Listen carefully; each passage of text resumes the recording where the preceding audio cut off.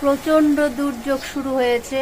রাত থেকে কারেন্ট নেই, ট্যাঙ্কিতে জল নেই, ভোরবেলা থেকে কারেন্ট নেই।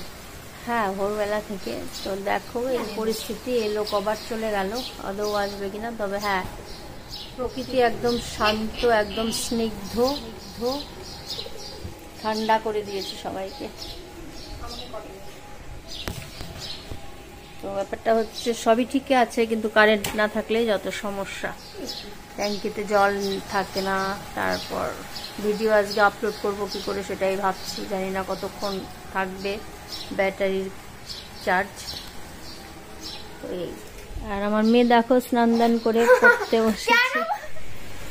তো দেখো ঝিপঝিপ করে কিন্তু বৃষ্টি এখনো হচ্ছে। আর আমাদের এদিকে খুব একটা যে ঝড় হয়েছে তা না, হয়েছে মোটামুটি, তবে মনে হয় কলকাতার দিকে বেশি প্রভাব পড়েছে। আর এদিকে দেখো লিচুগুলো ছাড়াতে বসে গেছি, কারণ লিচু না ছাড়িয়ে দিলে কেউ খাবে না, তো সেই জন্যই ভাবছি লিচুটা ছাড়িয়ে নিই। আর এদিকে রান্না বান্নাও আছে, তো সেই জন্য। আর লিচুগুলো কিন্তু খেতে খুব মিষ্টি, লাল টুকটুকে।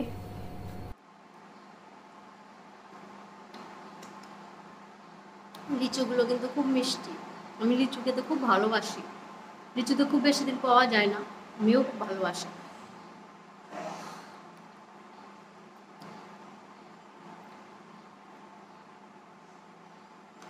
তো রান্না করতে করতে এই ফলগুলো খাওয়া হয়, যখন যেরকম পারি।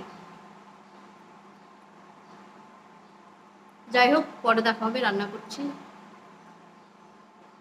তো দেখো তোমার দাদা ভাই এক দোকানে ওই কি বলে, এর আগে হালখাতা নাকি গেল না, তো যায়নি, তো আজকে কি একটা দরকারে গেছিল, তো মিষ্টি দিয়ে দিয়েছে। তো এই মিষ্টিটা দেখে আমার খুব অদ্ভুত লাগলো আর খুব সুন্দর। দেখো নিশ্চয় কোনো ফ্রুটস হবে, এটা কি মানে তরমুজের আদবে করেছে নাকি, দেখতে খুব সুন্দর। তো ভাবলাম তোমাদের সাথে একটু শেয়ার করি, তোমরা যদি জানো এই মিষ্টিটার নাম কি। তো খেয়েছি, জানো তো খুব টেস্টি খেতে। আর এদিকে দেখো অনলাইনে অর্ডার করেছিলাম ছোট, মানে আমার মিক্সার গ্রাইন্ডারের যে ইটা ছিল, জারটা ছিল, ওটা কাজ হয় না, মানে আমি খুব প্রবলেমে পড়ছি আর কি। তো সেই জন্য এই দুটো অনলাইনে অর্ডার করেছি, যে গুঁড়ো টুড়ো করা, মানে ধরো অল্প পরিমাণে পোস্ত, তারপর গোলমরিচ বা জিরের গুঁড়ো, এগুলো দেখবে আমাদের ওই মিক্সির জারে হয় না, আর এগুলোতে না খুব সুন্দরভাবে হয়। তো সেই জন্য অর্ডার করেছি। তো বেশ সুন্দর কিন্তু দেখতে, বলো। তো যাই হোক, যেটা হলো আমি তো এখন খুলছি, বাট আমি ভয়েসটা পরে দিচ্ছি, পরের ঘটনাটা তোমাদেরকে বলে দিচ্ছি। তো খুব খুশি আমি যে আজকে আমি একটু পোস্ত পেস্ট করার আছে অ্যাকচুয়ালি, তো ভাবলাম যে খুব ভালো দিনেই এসেছে, তো এটাকে পরিষ্কার করে নেব। তো যথারীতি দেখো আমি এগুলোকে পরিষ্কার করেও নিচ্ছি, যে ভালো করে ধুয়ে শুকনো করে নিয়ে তারপরে কিছু পোস্ত গুঁড়ো করে রাখবো। অ্যাকচুয়ালি কি বলতো, রান্না করার সময় দেখবে অনেক সময় একটু পোস্তর দরকার পড়ে, ওই একটু করে পোস্ত গুঁড়ো করা হয় না, ওই জন্য ভাবলাম যে একটা মানে একটু বেশি পরিমাণ পোস্ত গুঁড়ো করে রাখবো, মানে সময়ে জল দিয়ে একটু মানে ইউজ করতে পারবো। তো যাই হোক, ধুয়ে টুয়ে মুছে শুকিয়ে আমি যখন এটা পোস্তটা দিয়েও দিয়েছি, দেওয়ার পর যখন বসাবো, মানে মিক্সি মেশিনে চাপাতে যাচ্ছি, তখন দেখছি কি বলতো, এই উল্টো দিকে মানে এটা অ্যাকচুয়ালি এই মিক্সিতে হবে না, মানে উল্টো দিকে না, ওই যে মিক্সির ওখানে বসানোর যে একটা গোল চাকতির মতো থাকে না, ওটা ওর পেছনে লাগানো। তো আমি তো দেখে অবাক হয়ে গেলাম যে এটা তো এখানে এর মধ্যে চলবে না। তো মেয়েকেও বললাম যে এরকম ব্যাপার, বললো যে না এটা এর সাথে চলবে না, অন্য কোনো মিক্সির মানে নিতে হবে, তাইলে হবে। ঠিক, জিনিসটা খুব ভালো, আমার খুব পছন্দ, তাহলে আবার দেখতে হবে যে কোনটাতে এটা সেট হবে, তো ওখানে দেখে আবার একটা মিক্সি কিনতে হবে। তো যাই হোক, ঘরে জিনিস থাকলে তো কাজে লাগেই। তো এটাই, মনটা একটু খারাপ হয়ে গেল। আর এদিকে আজকে হচ্ছে সানডে, বিরিয়ানির প্রিপারেশন চলছে। তো দেখো এখানে রসুন ভিজিয়ে দিয়েছি, এখানে আলু আছে, এখানে পেঁয়াজ আছে, কাঁচা লঙ্কা, আদা, আর এদিকে পুদিনা পাতা, ধনে পাতা সবই আছে। তো এদিকে দই লাগবে, তো দইটাকেও আমি ঢেলে নিচ্ছি।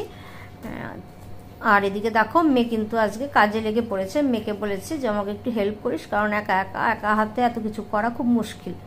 তো বিরিয়ানির চালটাকেও আমি ভিজিয়ে রাখছি, কারণ ঘন্টাখানেক একটু ভিজাতে হবে।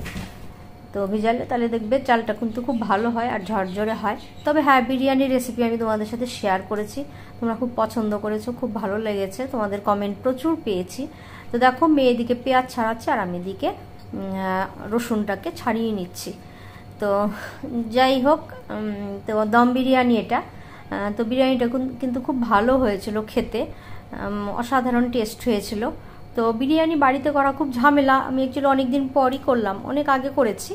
আর দেখো এটা হচ্ছে বেরেস্তা হবে, বেরেস্তার জন্য পেঁয়াজগুলো মেয়ে বললো যে আমি কেটে দেবো। ঠিক আছে কাট তুই। তো রসুন ছাড়াতে ভয় পায়, তা ঠিক আছে আমি রসুন ছাড়াচ্ছি।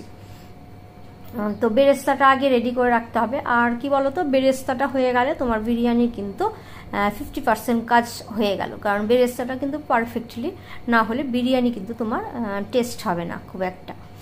আর এই আমি যেই প্রসেসে করেছি এটা কিন্তু খুব সহজ প্রসেসে, মানে আমাদের বাড়িতে বানানোর জন্য কিন্তু এই প্রসেসটাই মানে খুব সহজ আর খুব ভালো আর কি, মানে খুব অল্প সময়ে মানে কম খাটনি করে কিন্তু হয়ে যায় বিরিয়ানিটা।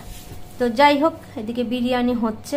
আর ঠান্ডা ঠান্ডা ওয়েদার যেহেতু, সেই জন্যই করছি, কারণ ওই রকম গরম থাকলে কিন্তু বিরিয়ানি হতো না এত গরমে। তো ওয়েদার ঠান্ডা থাকলে দেখবে একটু খেতে ভালোও লাগে। আর এদিকে দেখো আমের টক করছি। বিরিয়ানির সাথে কিন্তু এমন কিছু আর হবে না, কারণ বিরিয়ানির সাথে আর বেশি কিছু দরকার হয়ও না। তো সেই জন্য একটু আমের চাটনি করব, পাতলা করে যেটা হয় না, মানে ঝোল ঝোল চাটনি আর কি, টক। তো সেটা তো মেয়েও খেতে খুব পছন্দ করে আমের টক। তো সেই জন্য ভাবলাম যে শেষ পাতে একটু টক খেলে দেখবে ভালো লাগে ভারী খাবার খাওয়ার পর। তো আমটাকে একটু তেলে ভেজে নিলাম, 5 ফোড়ন দিয়েছিলাম ফোড়নে। আর এতে হলুদ দেবো না, কারণ সাদা সাদা থাকবে, তাহলে কিন্তু ভালো লাগে দেখতে। আর আমি কিছুদিন আগে দেখেছিলে তোমরা যে আমের চাটনি, আমার আচার বানিয়েছিলাম। তো আমের আচারের যে আমি এই গুঁড়োটা করেছিলাম, এই মশলাটা, তো সেই মশলাটা আমি একটু ইচ্ছে করে বেশি করেছিলাম, কারণ মেয়ে আমের চাটনি খেতে খুবই পছন্দ করে। তো সেই জন্য একটু বেশি করে রেখেছিলাম। তো সেই মশলাটা আমি এর মধ্যে ইউজ করতে পারবো। আর দিয়ে দিলাম কিছুটা পরিমাণে চিনি, কারণ চিনিটা কিন্তু বেশি দিতে হবে, আমটা প্রচণ্ড পরিমাণে টক। তো সেই জন্য একটু বেশি পরিমাণে চিনি দিয়ে দিলাম। আর এদিকে দেখো বিরিয়ানির লেয়ারিং চলছে। এবার মোটামুটি চিকেনটা হয়ে গেছে, এবার লেয়ারিংটা হবে।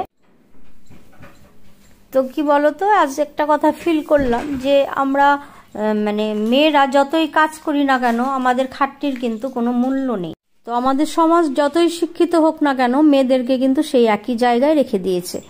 তো যাই হোক, আমরা এই যে খাটছি, আমাদের এই যে বাড়ি সংসারের কাজকর্ম করি, কিন্তু দেখবে বাড়িতে কিন্তু আমাদের কাজের কোনো মূল্য হয় না, যেটা আমি ফিল করি মাঝে মাঝে, শুনতে হয় মাঝে মাঝে। তো আমরা তো বাড়িতেই থাকি, ঘরে বসে থাকি, এসিতে আরাম করি। তো যাই হোক, আজ তোমাদের সাথে সেটাই বললাম। তো এই যে আমরা কাজ করছি, তো এই যে আজকে রাঁধুনি রাখলে, রাঁধুনির যে একটা খরচা, তো সেটা কিন্তু বেঁচে যাচ্ছে। বা তোমরা বলতে পারো যে বাড়ির কাজ করবো না, হ্যাঁ অবশ্যই করবো না, কিন্তু সবার কাজেরই কিন্তু মর্যাদা আছে, সেই যোগ্য সম্মানটা কিন্তু প্রত্যেকেই দেওয়া দরকার। তো সেটাই আজকে ফিল করছি যে আমরা যতই কাজ করি বা যাই করি, আমাদের কিন্তু সেই একই জায়গায় রেখে দেওয়া হয়েছে আর কি। তো সেটাই। তো যাই হোক, তোমাদের সাথে কথা বলতে বলতে দেখো আমার বিরিয়ানি কিন্তু রেডি, আর মেয়েকে খেতে দিচ্ছি। তো এই দেখো চাটনির কালারটাও কিন্তু খুব সুন্দর হয়েছে। আর সাথে মেয়ে বানিয়েছে রায়তা। তো মেয়ে রায়তা বানিয়েছে, সেটা হয়তো দেখালাম আমি কথা বলতে বলতে, আর তোমাদের সাথে বলা হয়নি। তো রায়তাতে ওই দিয়েছে দইয়ের মধ্যে একটু পেঁয়াজ আর শসা কুচিয়ে দিয়েছে। তো রায়তাটাও খুব ভালো হয়েছিল। আর বিরিয়ানিটা নিশ্চয়ই তোমরা দেখে বুঝতে পারছো যে কতটা ইয়াম্মি হয়েছে। তো যাই হোক, তোমাদের সাথে মনের কথা অনেকটাই শেয়ার করলাম। তো এটাই মাঝে মাঝে মনে হয়। তো আমিও একজন হাউসওয়াইফ, তো শুধু হাউসওয়াইফ বললেও আবার ভুল হবে, আমারও একটু সাইড বিজনেস আছে, মাস গেলে কিন্তু আমি কিছু না কিছু ইনকাম করি। তো যাই হোক, মনে হয় আমার এটা যে পৃথিবীতে যখন এসেছি কিছু না কিছু করে যাই। তো সেই জন্যই দেখো ইউটিউবটাও খুব মনোযোগ দিয়ে করছি।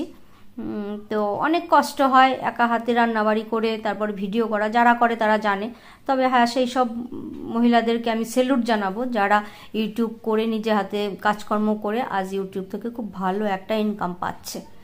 তো দেখা যাক আমাদের সাথে কি হয় না হয়। তো বলে যে কষ্ট করলে কেষ্ট মেলে, তো সেটার জন্যই আছি। তো তোমাদের ভালোবাসা পেলে অবশ্যই এগোতে পারবো, তো ভালো লাগে। আর এই যে ইউটিউবে এসছি, এখানে অনেক কিছু পেয়েছি, অনেক ধরো সম্পর্ক, যেরকম বন্ধু বলো বা দাদা বলো, দিদি বলো, তারপর ভাই বোন, অনেক তো ভালো লাগে। তো যাই হোক, আজ অনেক কথা তোমাদের সাথে শেয়ার করলাম। তো আজকের ভিডিওটা এখানেই শেষ করছি। সবাই সুস্থ থেকো, ভালো থেকো।